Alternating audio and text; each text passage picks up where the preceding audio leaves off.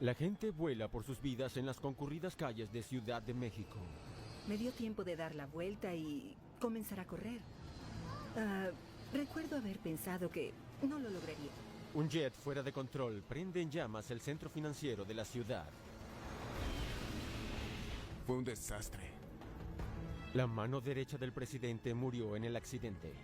Una importante figura política para el futuro de México. En un país que está en guerra con los carteles de droga. Había muchos conflictos de droga. Las drogas eran parte de la sociedad. Parece que la violencia llegó a niveles aterrorizantes. ¡Oh, por Dios! Era una pregunta muy lógica. ¿Se trató de un asesinato?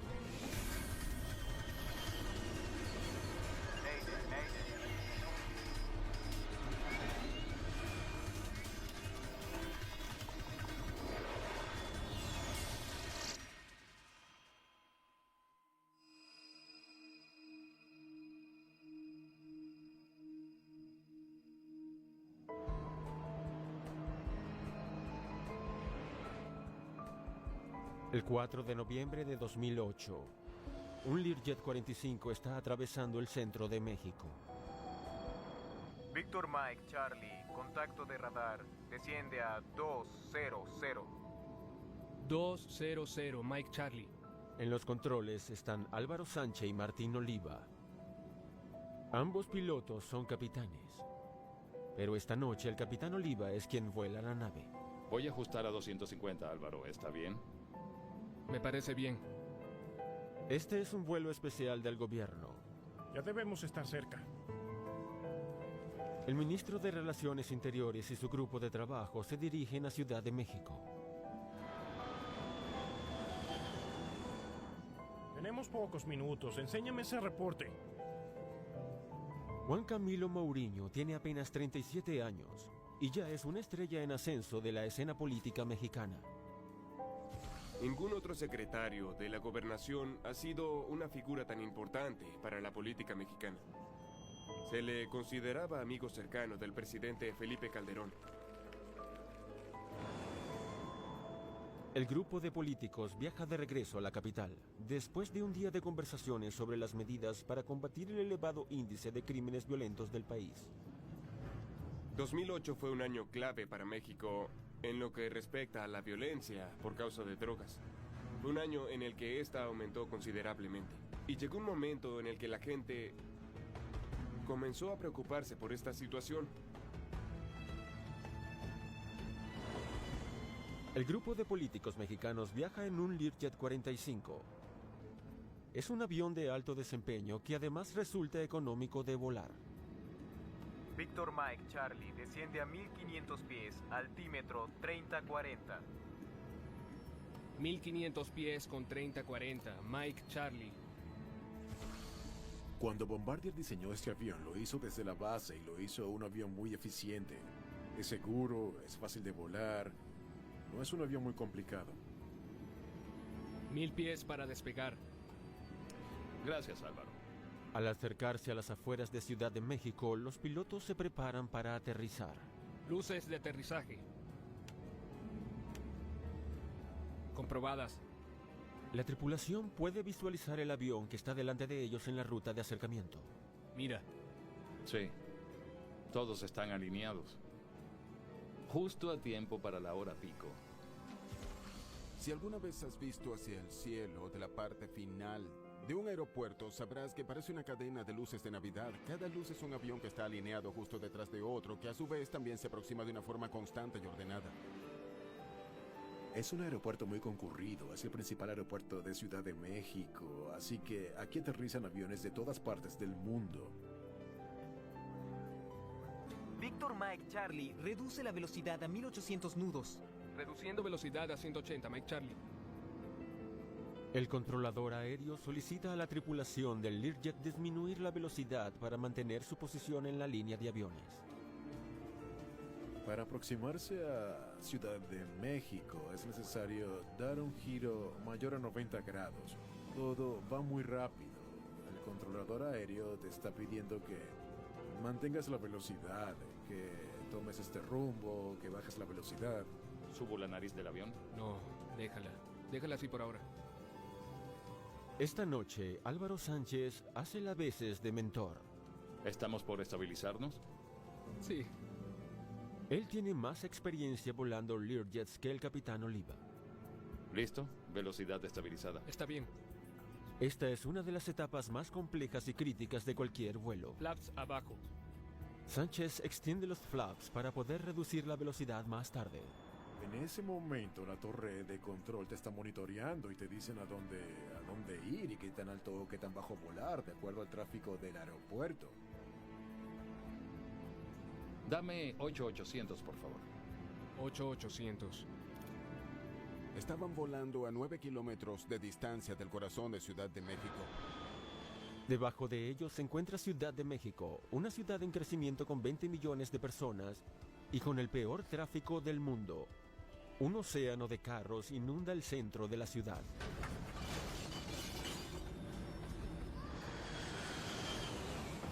¡Oh, por Dios! De repente todo era un caos, estaban de cabeza y se dirigían rápidamente hacia el suelo. Gritos, apocalipsis, miedo y terror. Sin aviso alguno, el Learjet se inclina y se dirige en picada directamente hacia el suelo. ¿Qué hacemos? ¡Álvaro! ¡Dame el mando! ¡Dame el mando! El primer oficial pide el control del avión. ¡Es tuyo, Álvaro! Con todas sus fuerzas, ala el control hacia él, intentando evitar que el avión siga en picada. Ulrika Björkstrand se encuentra en la calle y espera por un taxi. De repente vi este avión volando muy bajo. Me dio tiempo de dar la vuelta y comenzar a correr, pero el avión era un poco más rápido que yo. No volaban mucho más alto que los rascacielos del centro de la ciudad. Podían leer los letreros de los edificios, podían ver a la gente caminar en las calles. Recuerdo haber pensado que no lo lograría. Pensé que iba a morir. ¡Oh, Álvaro! ¡Ah!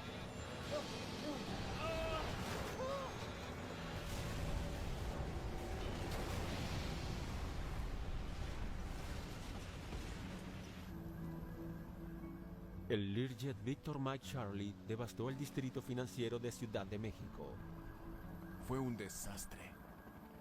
Los testigos aseguran que las llamas de fuego eran tan altas como edificios. Ninguna de las 9 personas a bordo logró sobrevivir. En el accidente también murieron 7 personas que estaban en el suelo y hubo docenas de heridos. Ulrika Björkstrand quedó inconsciente por el impacto y quemada por las llamas. Tenía muchas quemaduras y no dejaba de escuchar una voz en mi cabeza. Era una voz que me decía que debía levantarme en ese instante si quería volver a levantarme en mi vida. Solo recuerdo muchas explosiones, carros en llamas y a un hombre que corría hacia mí y me preguntaba ¿qué fue eso? ¿Qué pasó? ¿Fue una bomba? Y le dije, no, fue un avión. Hasta el momento se tiene confirmado, según Marcelo Brandt, que el secretario de Gobernación murió de los... Ciudad de México está en caos mientras los bomberos intentan apagar el fuego. La muerte repentina del ministro de Relaciones Interiores deja paralizado a todo el país y el gobierno afronta la posibilidad de una terrible crisis. Inmediatamente comienzan las especulaciones de que el accidente está relacionado con la guerra contra las drogas en México. Esto ocurrió en un año en el que hubo fuertes confrontaciones entre los carteles de la droga y la policía. Un año en el que los asesinos de los carteles mataban a los oficiales en sus propias casas. El hecho de que en el avión se encontrara el zar antidroga de México, José Luis Santiago Vasconcelos, daba aún más fuerza a las especulaciones. Santiago era una de las personalidades más importantes de la escena legal contra los carteles de la droga, los cuales tienen un enorme poder en México, un trabajo muy importante con altos niveles de presión. Este accidente tuvo grandes repercusiones en la política de México. Habían personas muy importantes en este avión, así que era una pregunta lógica. ¿Fue un asesinato?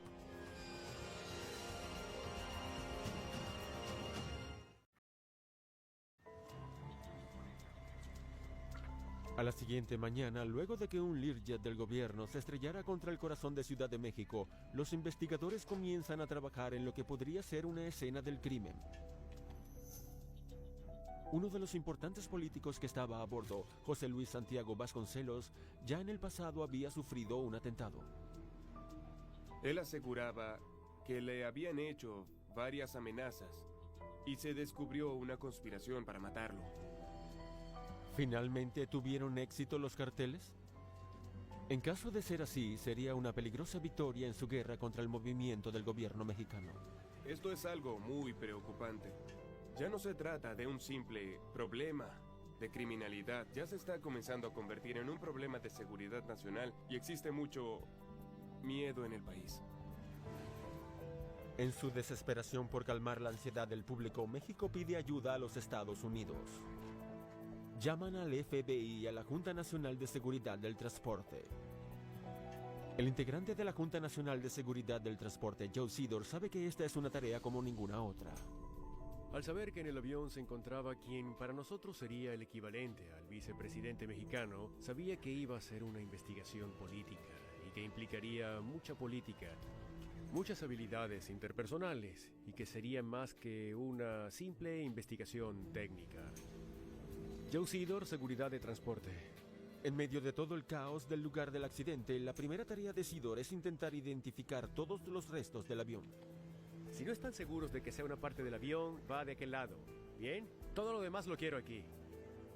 Es una tarea monumental. Con tal cantidad de daños de los edificios, carros y de la propia ciudad, es casi imposible separar los restos del Learjet.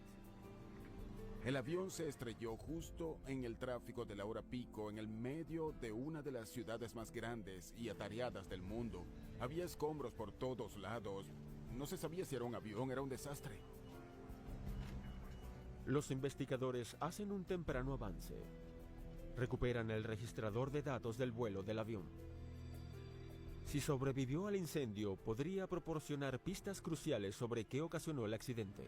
Las grabaciones de la torre de control pueden darnos mucha información sobre el control del tráfico aéreo, sobre el impacto, sobre el radar, pero para obtener información específica, necesitamos que el grabador de datos del vuelo nos diga qué pasó en el avión. Bien, ya encontramos uno de los dos, el otro tiene que estar cerca, sigamos buscando, por aquí. La segunda caja negra, la grabadora de las voces de cabina, todavía está entre los escombros. Los investigadores necesitan encontrarla de inmediato. Al enfrentarse a la sospechosa muerte de dos importantes miembros del gobierno, el mismísimo presidente Felipe Calderón vigila cada uno de sus pasos. De hecho, en 3 o 4 oportunidades di informes directamente al presidente de México, al presidente Calderón.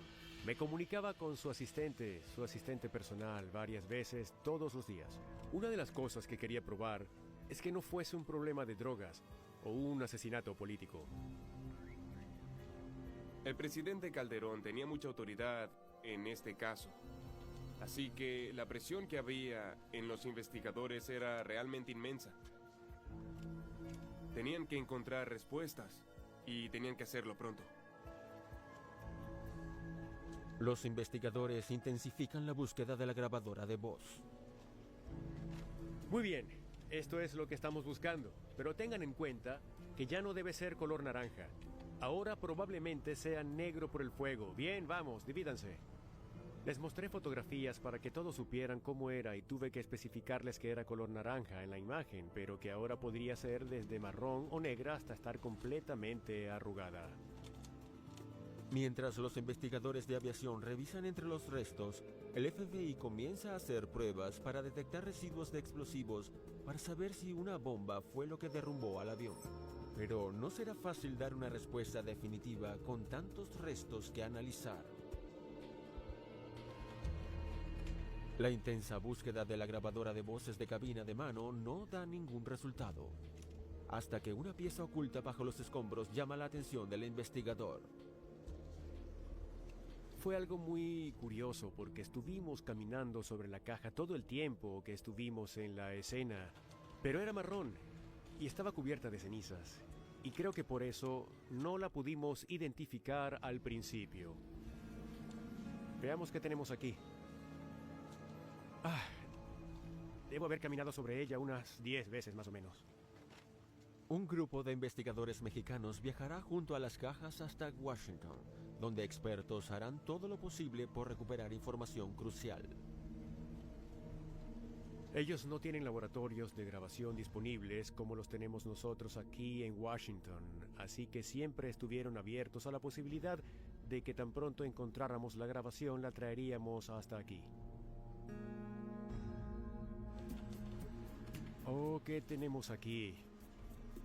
En el lugar del accidente, una ala del avión incrustada en el techo de un auto es una de las docenas de piezas que Sidor necesita analizar. Es el lado correcto y es el alerón correcto. Quiere saber si el avión cayó en una sola pieza o si se destruyó mientras volaba, lo cual implicaría que pudo haber sido una bomba. Bueno, esta es la nariz. Sí, todo el avión está aquí. No explotó en el aire. Teníamos el alerón izquierdo, ambos estabilizadores horizontales, derecho, izquierdo y el estabilizador vertical. Esto nos dijo que el avión explotó en el impacto, tal y como decíamos. El hecho de que los restos se encontraran tan próximos entre sí era una evidencia muy fuerte de que el avión no explotó mientras volaba. Los investigadores norteamericanos y mexicanos dieron un respiro colectivo de alivio. Los resultados del FBI confirmaron los resultados. Muy bien, me tengo que ir. Adiós. No hay evidencia de que haya sido una bomba. Cuando el FBI tomó muestras de varias partes del avión que estaban hasta en edificios y carros estacionados, no encontraron ningún rastro de explosivo alguno.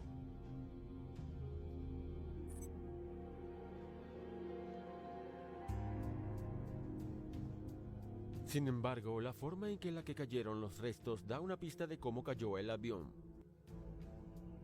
Parece como si el avión viajara hacia el este cuando tocó el suelo, alejándose del aeropuerto en esta dirección. ¿Por qué volaban en la dirección equivocada? Sabíamos que iba llegando a la Ciudad de México y lo primero que notamos fue que cuando el avión impactó el suelo había una dirección contraria al aeropuerto. El Learjet se estrelló contra el corazón de Ciudad de México justo en hora pico. Los investigadores esperan encontrar a alguien que haya visto algo que explique la extraña ruta de vuelo. ¿No vio absolutamente nada en el aire? Pero ya se está acabando la suerte. Los testigos solo pueden describir el momento del impacto y los terribles hechos que ocurrieron luego. Nadie sabía qué había pasado ni qué había explotado porque hubo muchas explosiones. Creo que tal vez 2 del avión y luego todos los carros. Fue una situación muy caótica. Las personas estaban en pánico y se preguntaban qué estaba pasando. Nadie puede informar a los investigadores sobre el cambio de dirección de vuelo del avión antes de que repentinamente se estrellara. Creemos que el accidente no ocurrió aquí. Esto fue el resultado. El impacto con el suelo fue el resultado del accidente, el cual ocurrió en las alturas y por eso no existe ningún testigo que presenciara ese momento del vuelo. Es una gran decepción para los investigadores, la cual solo aumenta la presión por explicar el misterioso caso del terrible accidente en la capital mexicana.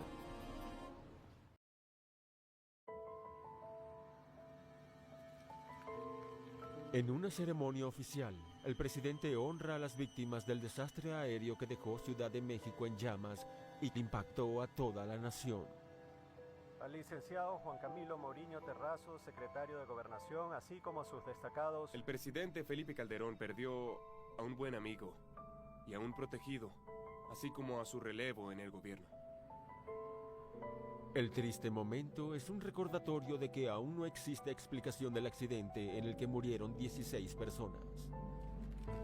Para aquellos que sobrevivieron, es un recordatorio de lo afortunados que son. Me sentía culpable de estar viva porque muchos otros murieron y pude haber sido yo. Así que, ¿por qué ninguno de los que estaban a mi lado en la calle sobrevivió?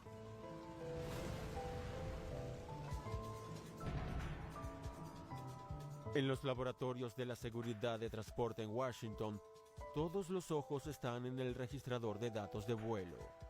Este podría tener pistas vitales e información que explique exactamente qué pasó en los últimos momentos del vuelo. Los registradores de vuelos pueden tener muchísimas corrientes de información sobre cualquier instante del vuelo. Esto incluye todo sobre entradas de control, superficies de control, velocidad, temperatura y presión. Casi toda la información que un investigador quiere estudiar.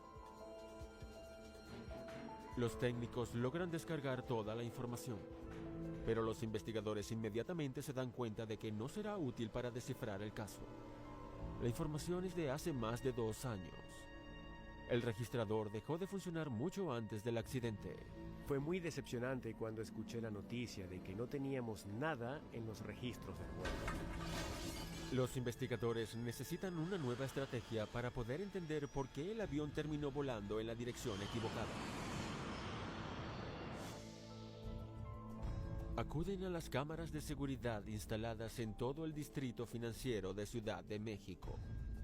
Para los investigadores, una ventaja de trabajar en un ambiente urbano es que hay una gran cantidad de cámaras. Sí, una de estas cámaras debe haber estado grabando en la dirección correcta. Básicamente dijimos, encuentren todas las grabaciones posibles tomadas desde todos los edificios alrededor. Es un arduo trabajo, pero existe una posibilidad de que alguna de las cámaras haya capturado imágenes del Learjet mientras volaba. La memoria de los testigos es buena, pero no es exacta. Por eso, los videos son muy importantes para nosotros, especialmente si no tenemos ninguna grabación de la caja negra. Siguiente. Sidor espera que este trabajo valga la pena. Hace un escaneo sobre cada imagen del video y se enfoca en los segundos exactos justo antes del choque. Siguiente. La mayoría de las cámaras están enfocadas hacia el suelo. Siguiente. Demasiado bajas para mostrar el avión. De repente veíamos una ráfaga de luz, veíamos el avión estrellándose, pero no era la información que necesitábamos. Teníamos que seguir buscando. Finalmente creen encontrar algo. Oh, ¿qué es eso? La cámara del helipuerto de un edificio capturó una breve imagen del vuelo justo antes del impacto. ¿Puedes mejorar esta imagen? Vimos la ráfaga del avión cayendo y dijimos, tenemos algo aquí. El video muestra que el avión cayó en picada y cambió su curso mientras caía. Pero no hay nada que explique qué causó que el avión cambiara repentinamente su dirección. Espera un segundo. Entonces en un minuto todo está bajo control y se dirigen hacia el aeropuerto y de repente están cayendo. Necesito saber cómo dieron la vuelta tan rápido. Sabíamos que el avión volaba en esta dirección y que de repente estaba volando en esta dirección. ¿Cómo pasó eso? Un avión no puede cambiar su rumbo automáticamente y luego caer. Teníamos que determinar qué fue lo que ocasionó que el avión tomara esa dirección. Los investigadores se preguntan si algo andaba mal con las superficies de control del avión. Creo que si los deflectores fallaran en uno de los lados, eso lo voltearía. El timón, los alerones y los deflectores controlan el movimiento del avión a través del aire. Un mal funcionamiento en uno de estos pudo haber ocasionado que el Learjet perdiera el control. Si tienes un deflector que sube en una de las alas y no en la otra, podría ocasionarse un movimiento giratorio que causaría una situación anormal.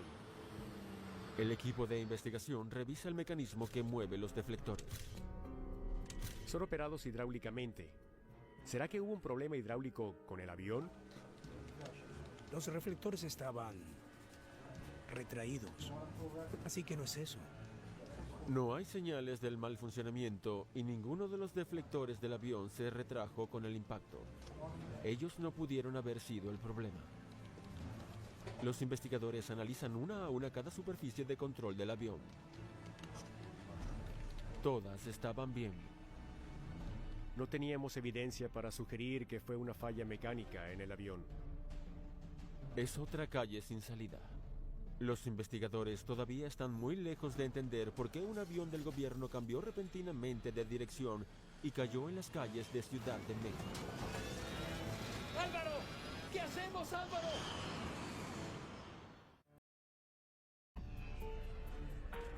Los investigadores enfrentan la presión de los más altos cargos del gobierno mexicano y aún no están cerca de descifrar el caso.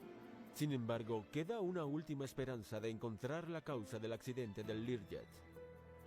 Las grabaciones de voz de la cabina de mando. En las grabaciones no solamente escuchas las voces, también escuchas alarmas, sonidos del viento y cualquier otro audio relevante que pueda ayudar a descubrir qué pasó en ese momento específico del vuelo. Tenemos unos minutos. Enséñame el reporte. A pesar de los daños por el impacto y el fuego, los técnicos fueron capaces de recuperar la información grabada. Sabíamos que no teníamos el registrador de datos del vuelo, así que nos alegró mucho saber que la grabadora de cabina funcionara y que estuviese grabada la información sobre el accidente. Muy bien, ya creo que hemos esperado lo suficiente. Vamos a escucharla. Víctor Mike Charlie, reduce la velocidad a 180 nudos. Reduciendo velocidad a 180, Mike Charlie. Por ser un avión pequeño, podíamos escuchar no solamente los sonidos de la cabina de mando, también podíamos escuchar los sonidos del resto del avión. Debemos estar cerca. Escuchan los minutos previos al accidente y no detectan nada fuera de lo normal. ¿Subo la nariz del avión? No, déjala. Déjala por ahora. Una de las cosas de la que ahora estábamos más seguros era de que el avión no cayó por un acto intencional. No hubo ningún sonido de lucha. No hubo ningún sonido de explosivos. Saber eso nos ayudó a cerrar ese capítulo de la investigación. El misterio de la causa del accidente continúa. Flaps abajo. Los investigadores escuchan cómo los pilotos descienden hacia la pista. Mira. Sí, todos están alineados. Todo parece estar bien hasta que... ¡Hay mucha turbulencia! ¡Oh, Dios!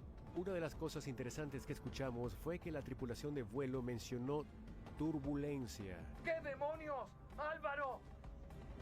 Parece que allí comenzaron los problemas. 14 segundos antes de que impacte. Parece que el Learjet golpeó una violenta corriente de aire inestable. ¡Oh, por Dios! De repente están de cabeza y van en picada hacia el suelo. ¡Álvaro! ¿Qué hacemos? ¡Álvaro! Sin el registrador de datos de vuelo, la grabadora de voces deja a los investigadores solo un panorama parcial de lo sucedido. No sabemos exactamente en qué pensaban los pilotos en ese instante. No sabemos qué controles estaban accionando, pero descubrimos que había una gran confusión en la cabina sobre qué hacer y cómo lograr que el avión se estabilizara. Creo que no saben qué ocurrió. ¡Álvaro! ¿Qué hacemos? ¡Álvaro! ¡Dame el mando! ¡Dame el mando! Escucho ese sonido, me pongo en su lugar y el saber qué es, qué va a pasar, debe ser horrible. ¡Es tuyo, Álvaro! Intentaron subir el avión. No fue suficiente. Tenían muy poco tiempo y tenían muy poca altitud.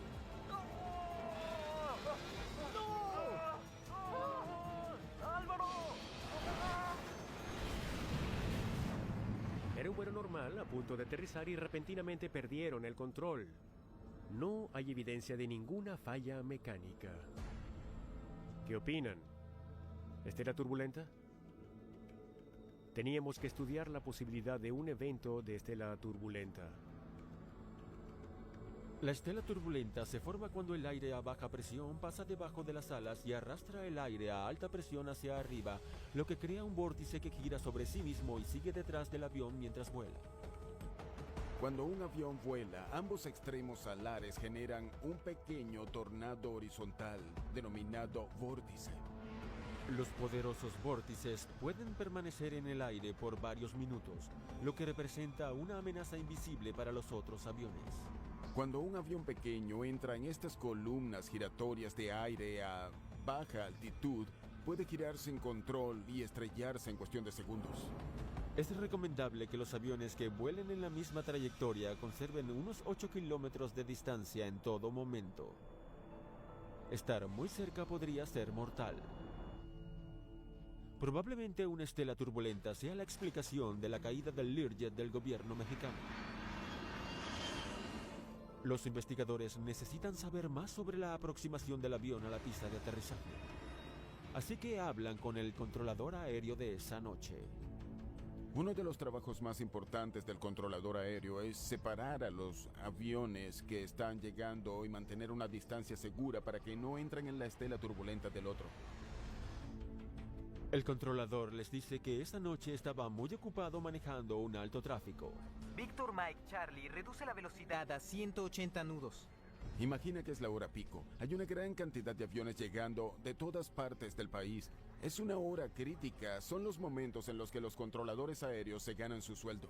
Víctor Mike Charlie gira a la derecha y mantén 220 nudos. Alrededor de las 6:30 de la noche, el controlador ubicó el Learjet detrás de un avión mucho más grande. Justo delante del Learjet 45 volaba hacia la pista un Boeing 767. Justo en hora pico. Sí. Pero hubo un problema. El Learjet 45 no mantenía la velocidad que necesitaba para mantener su posición en la línea. La labor de un controlador es decirle a cada avión qué tan rápido puede ir, si deben acelerar o si deben bajar la velocidad. Es muy importante que los pilotos cumplan con cada uno de estos requerimientos para poder mantener la distancia. Víctor Mike Charlie, ¿están a 220 nudos? El controlador tuvo que recordarle a la tripulación que debía aumentar la velocidad a 220 nudos cuando se unieron a la línea de aviones. ¿Aumentando la velocidad? Aumentando velocidad en este momento. Apenas unos minutos más tarde, el Learjet 45 comenzó a descender muy rápido. Al principio iban muy lento y luego iban muy rápido. Al parecer no estaban prestando atención a las instrucciones del controlador. ¿Esa será la explicación del accidente? ¿Conllevó el descuido de los pilotos a un fatal error en la cabina? ¿Qué demonios? Los investigadores necesitan saber exactamente qué tan cerca estaba el Learjet del 767. Analizan la información del radar de control de tráfico aéreo de los últimos minutos antes del accidente y descubren algo sorprendente. La separación no era la adecuada, pero no debió haber sido un problema. Aparentemente, el Learjet nunca se acercó lo suficiente para golpear la estela del 767. Volaban cerca del 767 que los adelantaba, pero no volaban a una distancia demasiado corta, como decir unos 2 kilómetros. Iban más o menos a 11 kilómetros de distancia. No debió haber existido un encuentro con la estela turbulenta que causara tal accidente. Así que tuvimos que regresar y hacer investigaciones para entender por qué en ese día en particular, a esa hora en particular, la estela del 767 afectó al Lear 45. ¿Qué demonios? Turbulencia desde ese avión. ¡Oh, Dios! La evidencia sobre el accidente del Learjet 45 ha llevado a los investigadores a un callejón sin salida. Mientras la grabadora de cabina señala como culpable a la estela turbulenta, la información del radar sugiere que el avión del gobierno mexicano nunca estuvo tan cerca del avión que iba adelante como para verse afectado por la estela. En el intento de resolver este conflicto, los investigadores deciden hacer algo inusual. Descargaron el registrador de datos de vuelo del Boeing 767 que volaba delante del Learjet. Si algo estuvo causando que el 767 produjera más estela turbulenta de lo usual, el registrador de datos debería decirlo. La información del registrador de datos del Boeing, la velocidad y los ajustes de las alas darán una pista sobre qué tipo de estela de turbulencia estaba produciendo el avión. Pero la información no revela nada inesperado. La cantidad de estela generada por el 767 parecía normal. Los investigadores están pasando por alto una importante pieza del rompecabezas. Luego dan con una información adicional sobre el clima, lo cual cambia todo. Uno de los aspectos que hay que tomar en cuenta al estudiar estelas de turbulencia es el clima que existía en el momento. Comprendieron que los vórtices del 767 duraron más de lo normal, lo que afectó fatalmente al Learjet. ¿La razón? El calmado clima. El viento no soplaba lo suficiente como para dispersarlos. Lo normal es pensar en el aire calmado, los cielos despejados y la falta de viento con excelentes condiciones para volar. De hecho, el aire calmado es lo peor para los vórtices del extremo alar porque el viento no los rompe en pequeñas partes inofensivas y su peligro es aún mayor. Teníamos una atmósfera calmada, Teníamos un avión muy pasado al frente y teníamos un avión liviano detrás. La unión de todas las circunstancias provocó que el IR-45 tuviese contacto con la estela de turbulencia del 767. Los tripulantes podían ver el Boeing delante de ellos. Él está comenzando a girar. Entonces, está a 8 kilómetros. Pero erróneamente pensaron que había una distancia segura entre ellos. Cuando ves por el vidrio de la cabina de mando, ves ese pequeño punto delante de ti. A simple vista es casi imposible saber realmente qué tan cerca está ese avión delante de ti. Al igual que un gran mazo, la estela de turbulencia golpeó al pequeño avión y lo volteó. Es una fuerza muy poderosa, pero no sabes que está allí hasta que te golpea. Esto explica el cambio de dirección del avión en el aire. El avión dio vueltas en una especie de barril giratorio y cuando comenzó a caer intentaron subirlo. Si hubiesen tenido unos 1000 o unos 2000 pies de altitud, habrían podido retomar el control y estabilizar el avión. ¡No! ¡Álvaro! En ese momento todo va demasiado rápido y no tienes tiempo. Apenas te das cuenta de que vas a morir.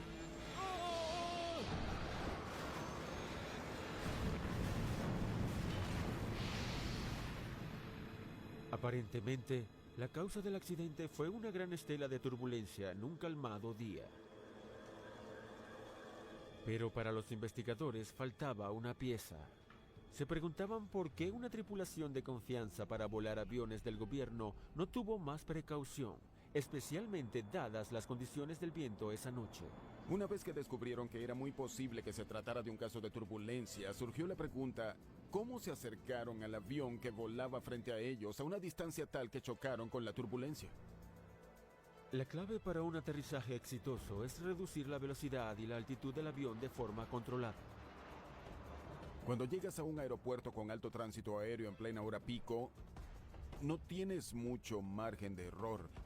Tienes que saber qué es lo que estás haciendo. El 767 desciende a un ritmo adecuado y con control. Ahora, vean al Lear.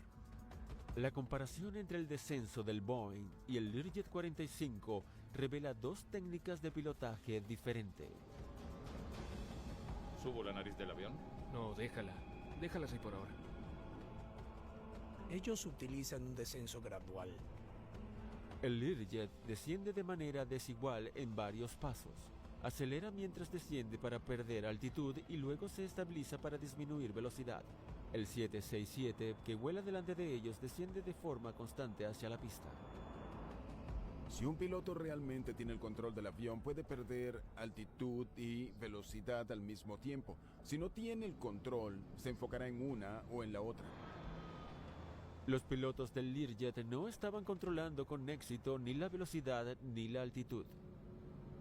Velocidad estabilizada. ¿Está bien? Volaban muy rápido hacia el avión de adelante y descendían demasiado. Flaps abajo. Directo hacia el vórtice mortal. Si hubiesen descendido y hubiesen mantenido la velocidad que les pedía el controlador de tráfico aéreo, no hubiesen tenido problema alguno al acercarse. ¡Oh, Dios mío! Si no le prestas atención al controlador de tráfico aéreo y no le prestas atención a la velocidad, perderás el control en segundos. ¡Álvaro, qué hacemos!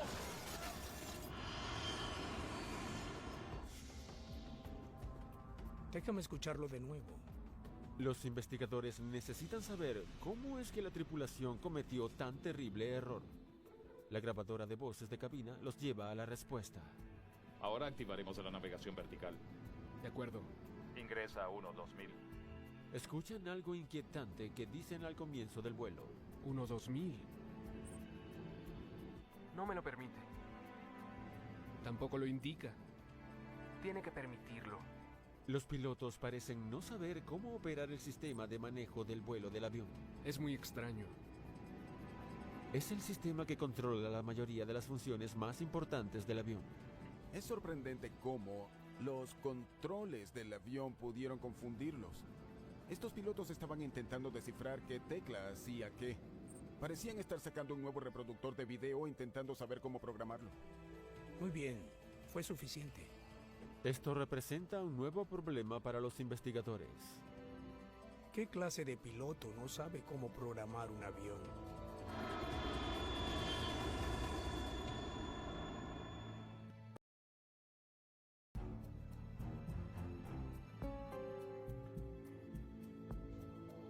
Muy bien, investiguemos a estos dos. Los investigadores se adentran en los archivos de trabajo de los dos pilotos. Están en la búsqueda de algo que demuestre la falta de profesionalidad de los pilotos en la cabina de mando. ¿Qué demonios? Descubrieron algunas discrepancias en los certificados de aviación de los pilotos. Faltan las firmas. Revisaron los documentos de las certificaciones para el Learjet 45 del piloto y del copiloto y faltaban firmas y algunos formularios. Había algo muy sospechoso sobre cómo obtuvieron este tipo de certificación. Cuando intentaron comunicarse con el instructor de vuelo del capitán Oliva, déjeme adivinar. No hay señales del instructor. No encontraron ninguna prueba de que se hubiese llevado a cabo algún tipo de entrenamiento. Estábamos muy sorprendidos de que esto aconteciera a niveles tan altos del gobierno. El hecho de que tal vez no el presidente, pero sí la persona que equivaldría a un vicepresidente de la nación, estuviese volando con pilotos con entrenamientos e historiales muy cuestionables. Los investigadores buscaron otras irregularidades. Estudiaron el registro de todos los vuelos del capitán Oliva. ¿Puedes llamar a esta escuela de vuelo?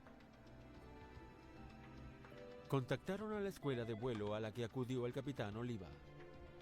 Se enteraron de que muchos de los viajes que estaban registrados nunca se llevaron a cabo. La escuela de vuelo que dio esa información definitivamente se dio cuenta de que no estaba preparado para volar un avión. Los investigadores llegan a una impactante conclusión.